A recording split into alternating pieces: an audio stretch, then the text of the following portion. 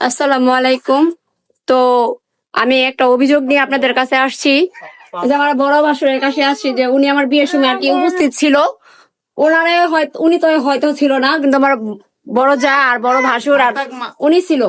তো আপনার ভাই যে 2 দিন পর পর এইসব নাটক করতেছে, আপনারা কিছু বলেন না কেন? হ্যাঁ, ওকে বুঝাইছি বোন, অনেক বুঝাইছি। ওর কথা কত কি সমস্যা, ও তোমার লোক সংসার করবো না না করবো ধরে নিয়েছি। আমি গ্রামে গ্রামে গেছিল আমার লগে, পরে নিয়ে আসছি। এই যে লাগেজ দেখাও, এই যে নিয়ে আসছে আমার বাসা। ও তোমার বাসা জানে, ম্যাসের রুম নিচে। ওর সাহস কত বড়!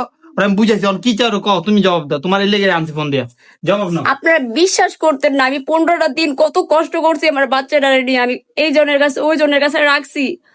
ও আমার কিভাবে সাইরা গেল, সাইরা গিয়ে বাড়িতে গিয়ে দিব্যি ভিডিও বানাইতেছে, হাসতেছে, খেলতেছে, মানে কি একটা অবস্থা। এন্দাজে আমি আমার মায়ের নিয়ে কত কষ্ট করতেছি।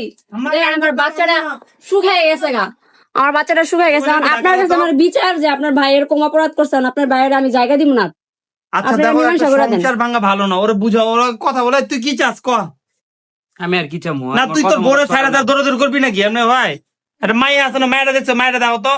মায়েরা বড় হইতেছে, ওর একটা বাপ দরকার তো। হ্যাঁ, এই দুনিয়াটা অনেক খারাপ, বুঝছ না? বাপ থাকলে একটা সাহস থাকবো সেইটার।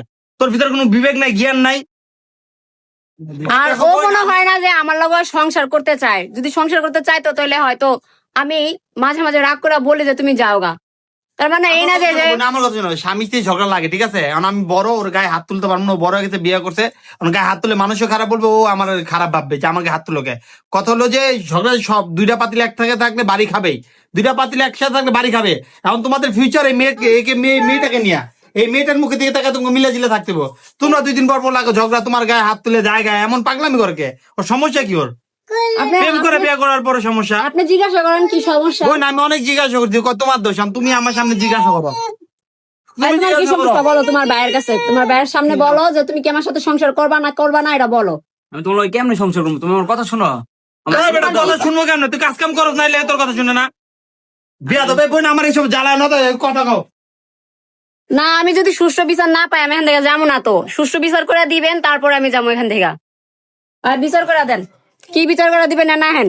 উনি গেছেন গেলে ওদিকে আপনার ই করতে কই না, কথা কোনাইয়া। লাভি খুঁজতেছে একটা।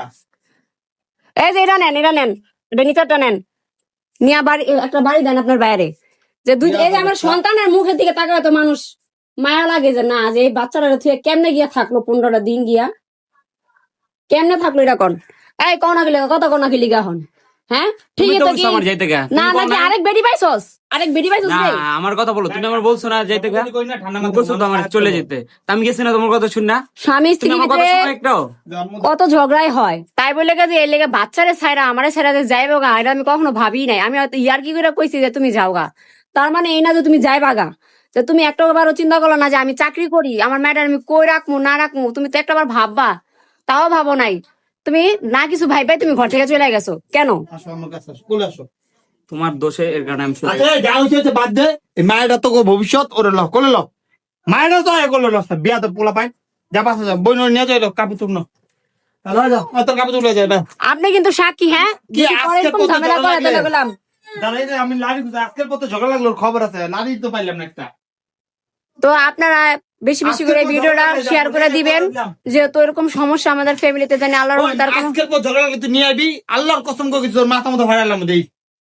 যা, এরকম যদি ভুল না হয়, আমাদের সংসার যেন খুব ভালোভাবে কাটে, হয়তো অনেকদিন সেই জন্য আপনারা আমাদের জন্য দোয়া করবেন। ওই যে টাকা টুকা দিয়া, 1000 টাকা দিয়া বাইরে যাবি। যা, বোর্ডের লগে যা, সংযোগ কর। আর নাটক করবি না, একটা কাজ নেবি সকাল থেকে।